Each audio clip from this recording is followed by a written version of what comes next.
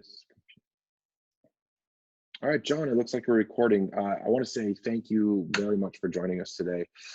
This is a quick call for people who are joining us now with John Bradford. John is formerly the founder of Techstars London, a longtime friend of Techstars. And since then, he's gone on to a career in venture capital and serves as an advisor to a number of different accelerator programs around the world. And John and I thought that it would be really useful today to get together and kind of like share some of our thoughts and experiences around what it means to run a virtual accelerator. So John, thanks a ton for being here. No, absolutely. Thank you for taking the call. And you were the first person to answer a cry for help when I asked. I think the thing that I think is really profoundly interesting is this is clearly an unusual time for everybody who previously did offline and suddenly struggling with this bit of like, how do we do online programs? And you actually did this. I mean, remind me kind of a little bit of history about you ended up doing stuff in the US and then the UK and then kind of taking on this program. Yeah, I've been with Techstars for about 5.5, almost 6 years now.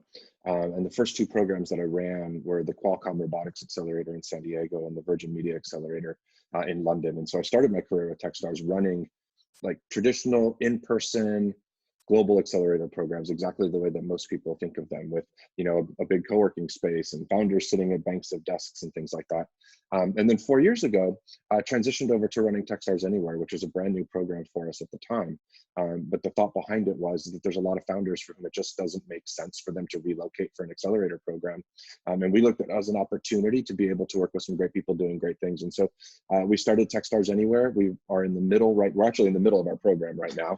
It is our fourth Techstars Anywhere virtual accelerator program. So yeah, so I've got experience in both in-person and virtual programs. So as you transition from the offline to the online, what were the things which immediately struck you as you kind of did that initial shift? And then we can kind of get into much more detail. Yeah, I think that there is one really big thing that stands out, and that is that when you move virtually, like you do not have the ability to walk around and tap somebody on the shoulder and ask them how they're doing, or to go walk over to the coffee machine and grab a cup of coffee together. And so a lot of these little kind of like micro interactions that you'll have in an accelerator, they kind of fall by the wayside. And so I think that one of the most important things to compensate for that is this concept of intentionality. And being very, very rigorous in terms of reaching out, using the tools that you've got, whether it's video calls, Slack messaging, whatever happens to be, being scheduled, having expectations set appropriately about when and where, like you've got rhythms that come into it. And I think that a lot of the spontaneity can be, you can't replace the spontaneity, but what you can do is you can recreate some of that dynamic kind of interactions by being really intentional about it and making sure that you're touching base every day and making sure that you're communicating well and over communicating in a lot of these cases. And so I think that's the biggest thing that you miss. But it turns out that it hasn't been anything that's been missed. It's just different. Yeah. So I would articulate that and maybe describe that as engineering serendipity. You have to. Yeah, and especially around mentors, right? Like a lot of times if you've got like a big facility, people will stop in, they'll say hello, there'll be kind of like these ad hoc moments. Nobody pops into a virtual accelerator, right? Like everybody's scheduled. And so one of the things that I think is really important is using the tools that you've got to kind of create that community. So for example, we use Slack all the time, and our mentors are in our Slack channel, and our founders are in our Slack channel, and our alumni are in our Slack channel. And what that does is that kind of gives us this illusion of spontaneity where people can create and have these conversations in real time as they're going.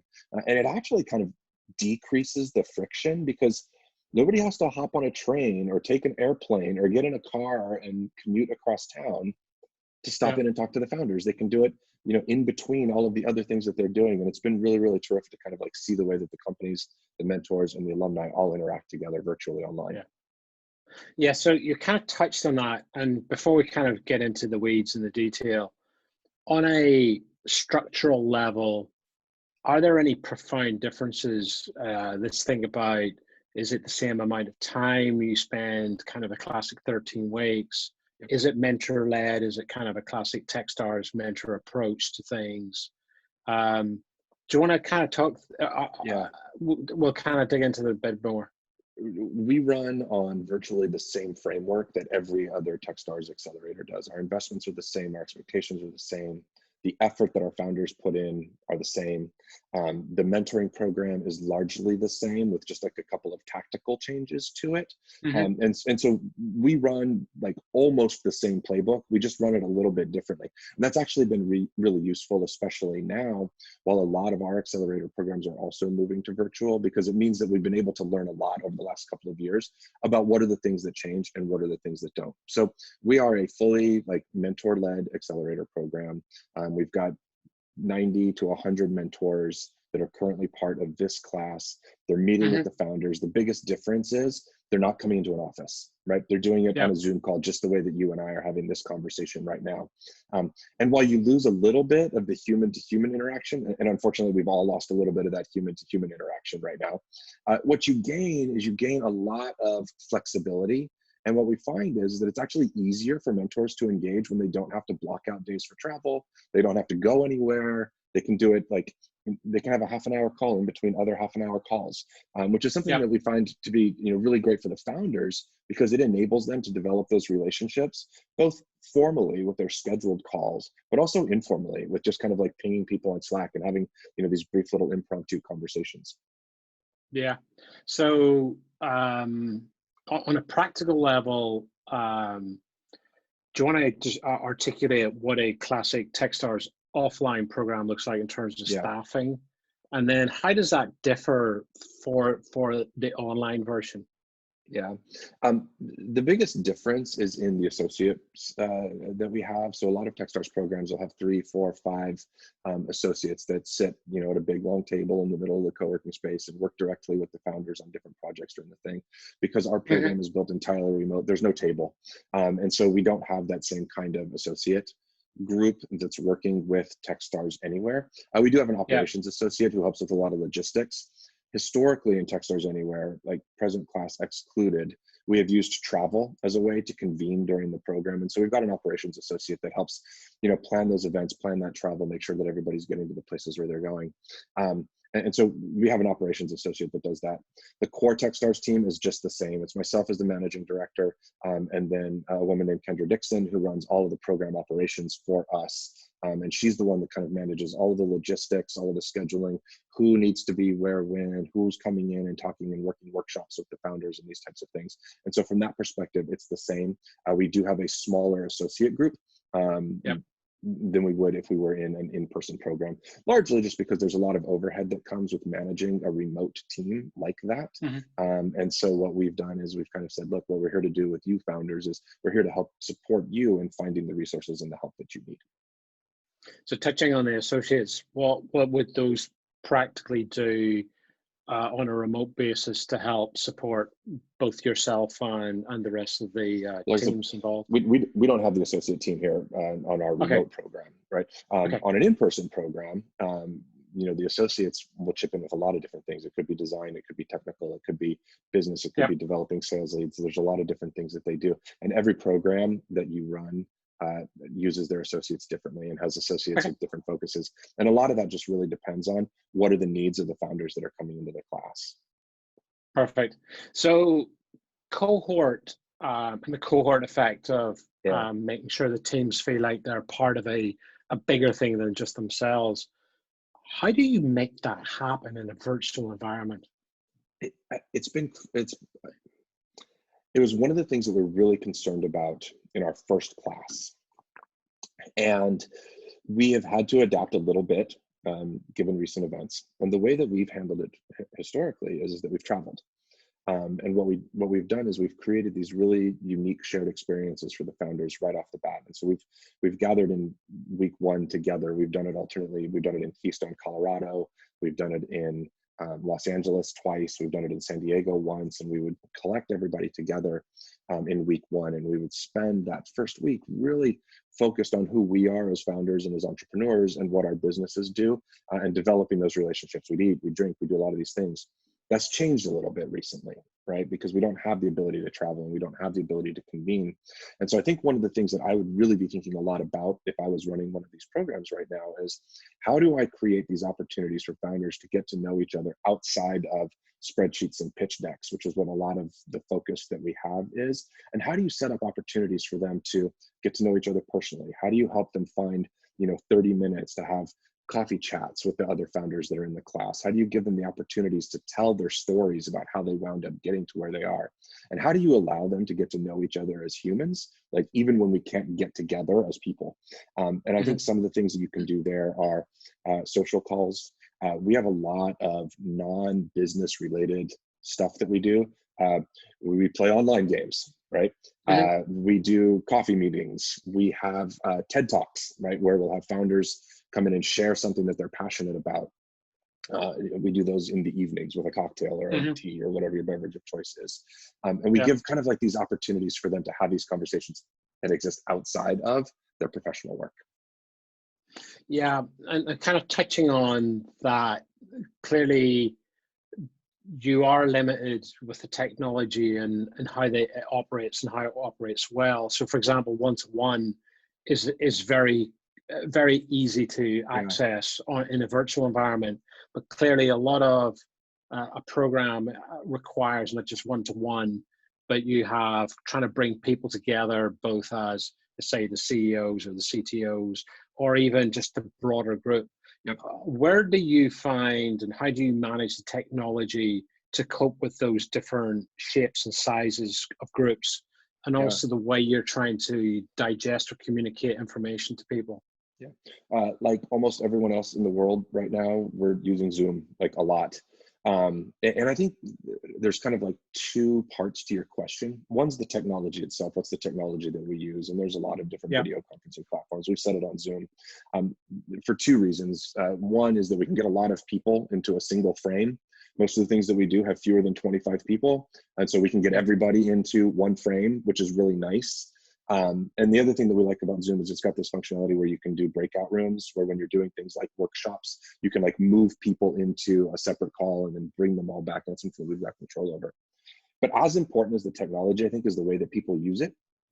And one of the things that's really critical is that when you're getting a group of people like that you're managing to keep everybody engaged, right? So we've got a couple of rules, right? Like, we're cameras on when we have our meetings, right? Like, there's nothing worse than having somebody come in and join your program and seeing, 16 dark squares with names in them, and you don't have any idea what's happening on the other side.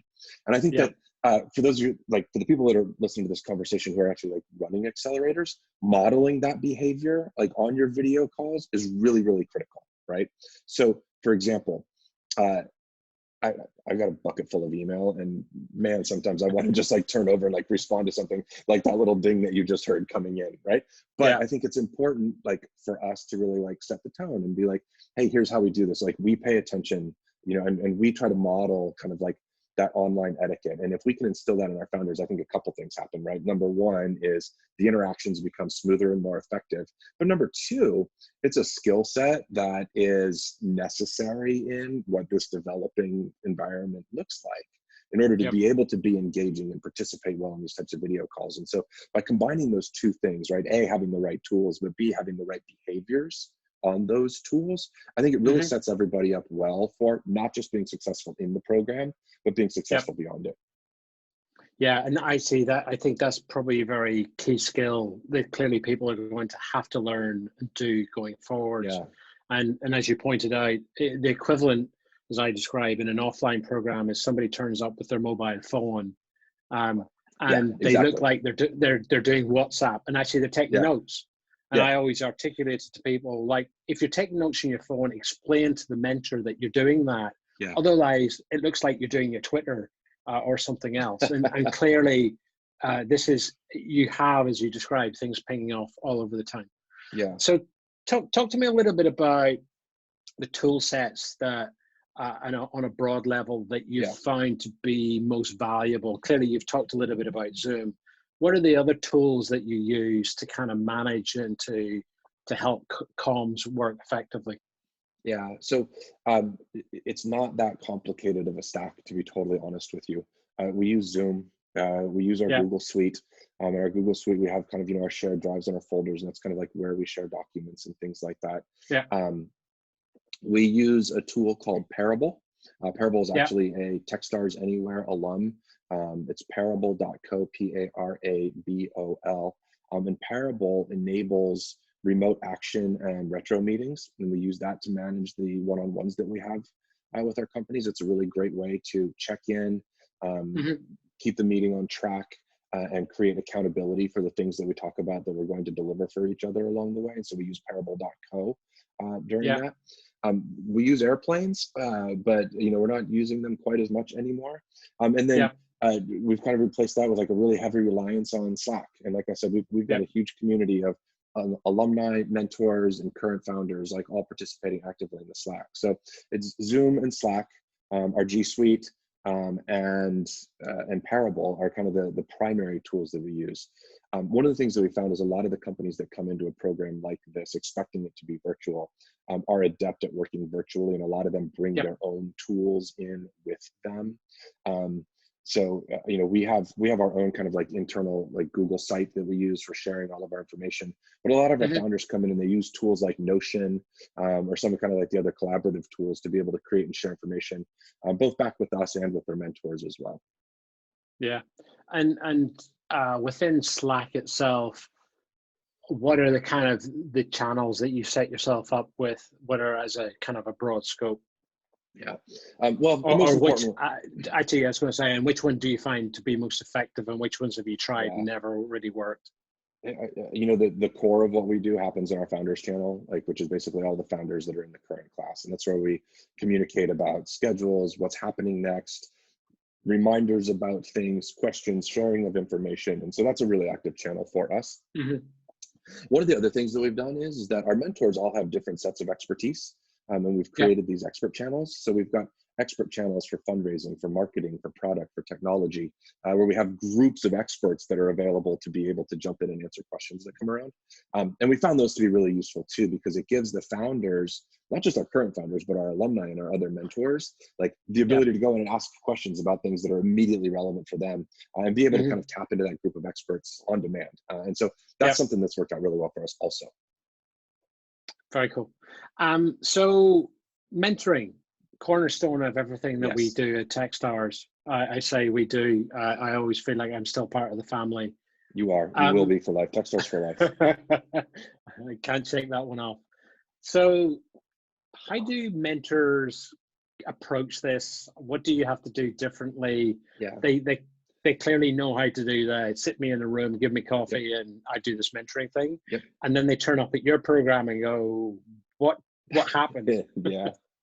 So I'll kind of give like two bits to that, right? One is, I think it's important to recognize that there is a difference between the interactions that people have online over a video call and the interactions that people have in person, right? And I think that that's just something that, step one is accept that, right? Recognize it and be okay with it. It is a little bit different.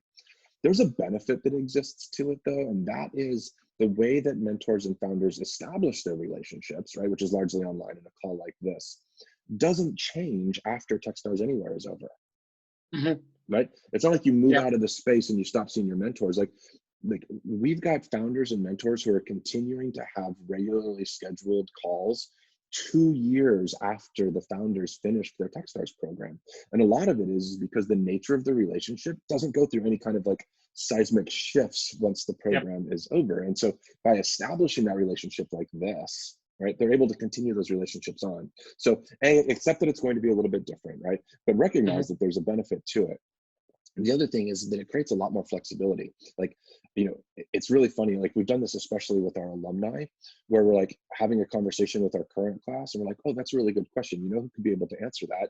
And we'll reach out and we'll grab a founder from a previous class and just pop them in to the video call that we've got. They don't need to travel anywhere. They don't need to, they just click a button and boom, you've got somebody who's joined you. And so that's been really, really great to be able to kind of like bring people with those perspectives in. The other thing that the founders have started to do, which I really, really love because they've kind of taken the initiative to do this on their own, is they do like these mentor board meetings, right? Where they will get 5 mentors together for a meeting to kind of like go through like what you would go through at a board meeting, and they'll discuss kind of Yep. current challenges, plans. You know, there's been a lot of work recently to kind of like replan and understand kind of like what the current macro environment is doing to our business and how does our plan adjust Yep. for that. And being able to have a group of folks that can get together without needing Yep. to travel to show up somewhere in person has been something that's proven really, really useful for that as well. Mm-hmm. Okay. So kind of leading into that, weekly meetings and kind of you being able to keep your eye on what's going across the program. Yep. Does that differ? It doesn't feel like it should be different offline and online, or are there any particular tips that you find to be more valuable for dealing with people on an online basis? Yeah, like how we do it is a little bit different tactically. Okay. But we basically have kind of like two core touch points during the week, right? We have many touch points during the week, but there's kind of two that are core to the experience. One is our one-on-ones with each company. We run those online in a Zoom call like this. We use parable.co to manage those meetings. It keeps track of who's there, what we do, any commitments that we make to each other, and allows us to follow up on those commitments throughout the week and on our next one-on-one.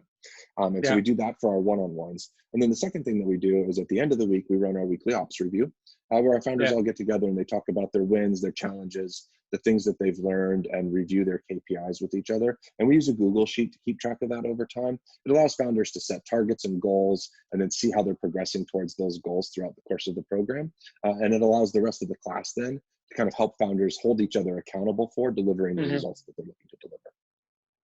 So before we kind of just shift into the kind of last phases of the program, you described right up front kind of trying to create this almost engineered serendipity. Are there any particular tips that you would use? Because it would probably be easy to do a program almost like for like without those elements. How do you think about that as an MD? How do you plan for that? How do you just make those things happen? Yeah, so the things that we do less of, right? There are no happy hours.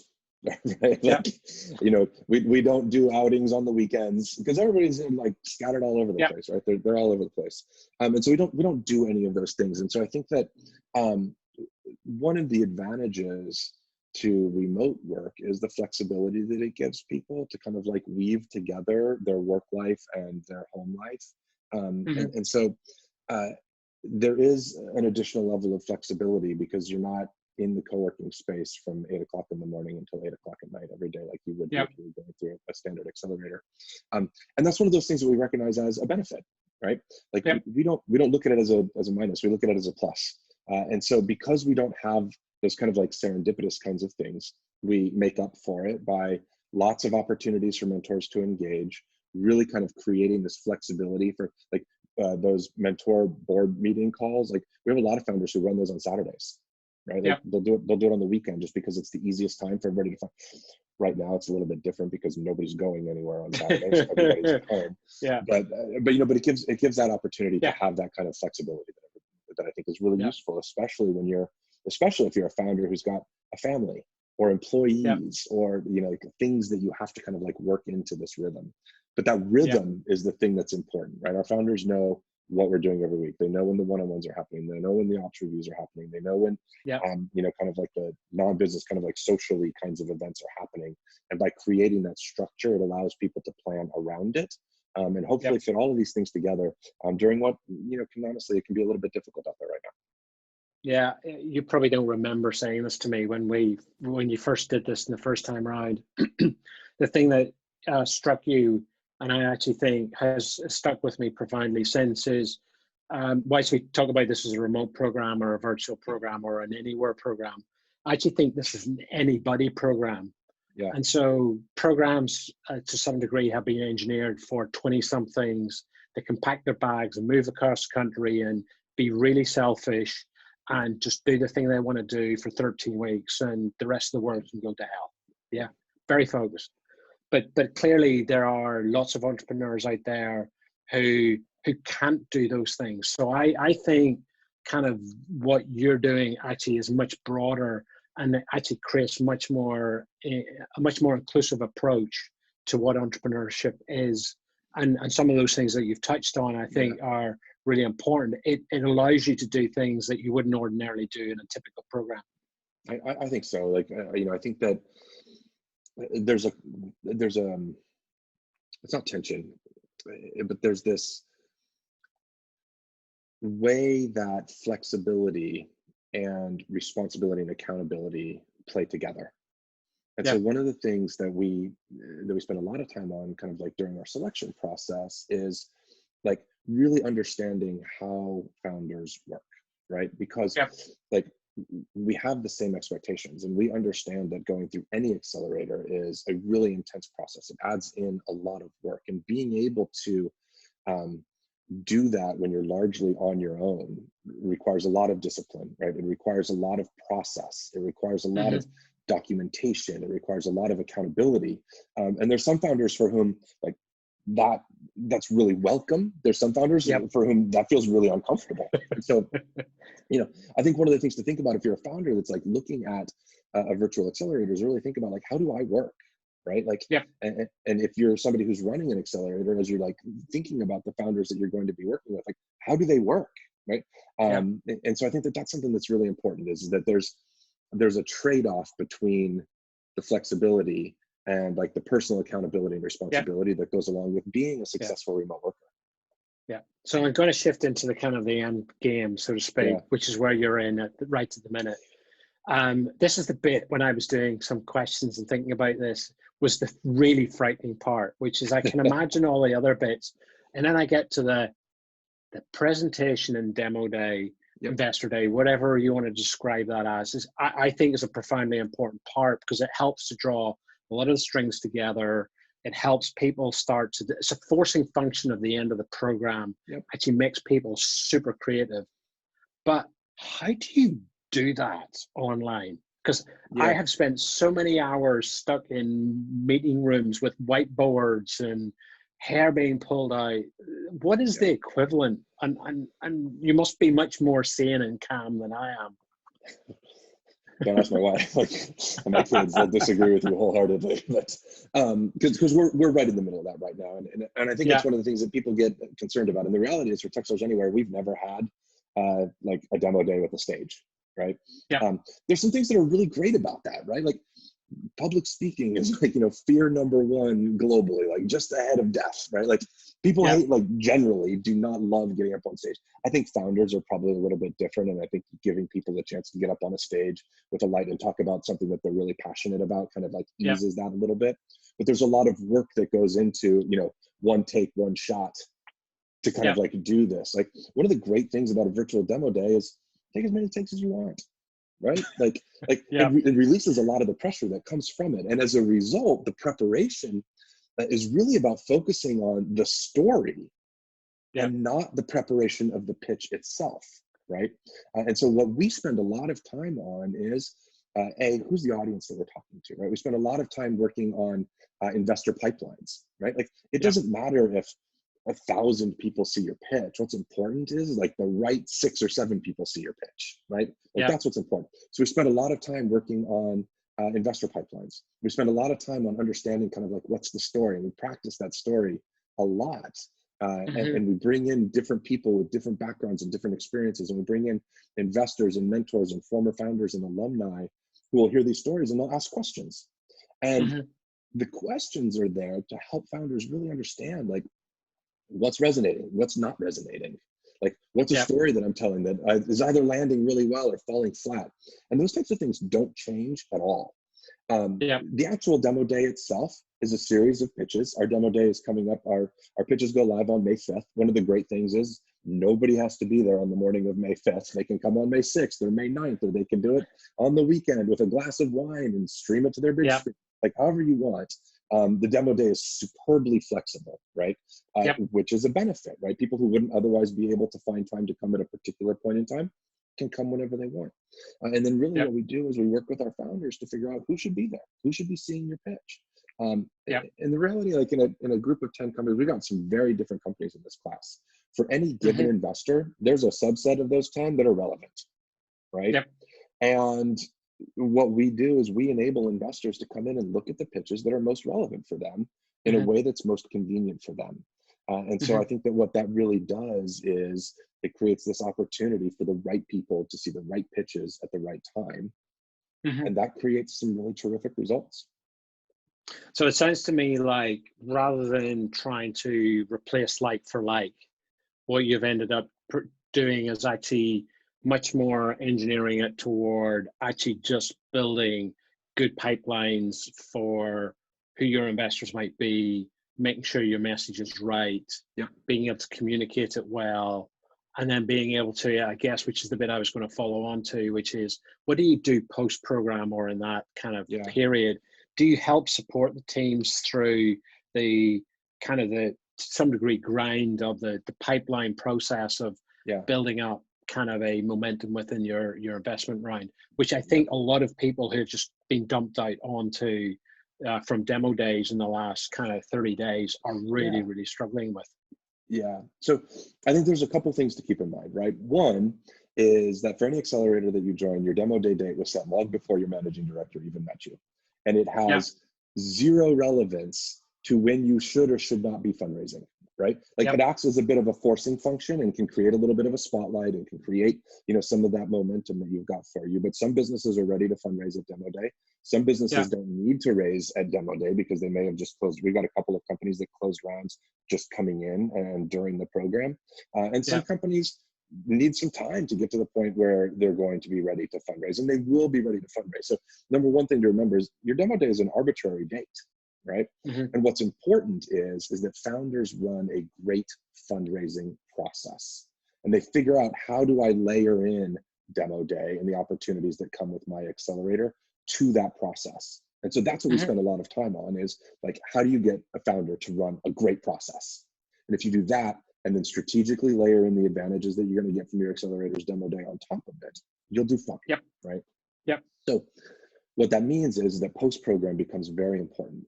And with our founders, we kind of joke, we're like, hey, look, like week 13 is not the end of Techstars, right? It's the end of your orientation to a lifetime of Techstars, right? Like, yeah. basically you've now like learned the things, now go and do them. And so we actually stay really involved. We continue, we cut a lot of the programming, so we stopped doing workshops. We do occasionally do them, right? Like a lot of people come in and we'll have opportunities for that. But we continue doing our weekly one-on-ones for the weeks immediately preceding the program, right? So we're checking on a weekly basis. Eventually we drop that down to every other week, monthly, a year out, it might be a quarterly check-in. Like the further and further out that you get, we decrease the regularity of that. We've started holding reunions for alumni and current class members to come and get back together. We're really looking forward to the next one because we don't know when we're going to be able to do that. We stay active in the Slack. Right? Everybody is constantly is still in the Slack channel, and so a lot of the things like don't really change post program. And so we tend to stay very active with founders. We will oftentimes also kind of like ramp up those touch points as they're going through a fundraising round. So for example, if a company's not fundraising until Q3 or Q4, like we'll stay in touch with them over the time. And then when they get into this fundraising bit, we will re-engage at a more active level and just make sure that they've got access to the network and they're able to get the things that they need from us. And that really comes from us as the accelerator team to be kind of like the gateway to those resources for founders that need them.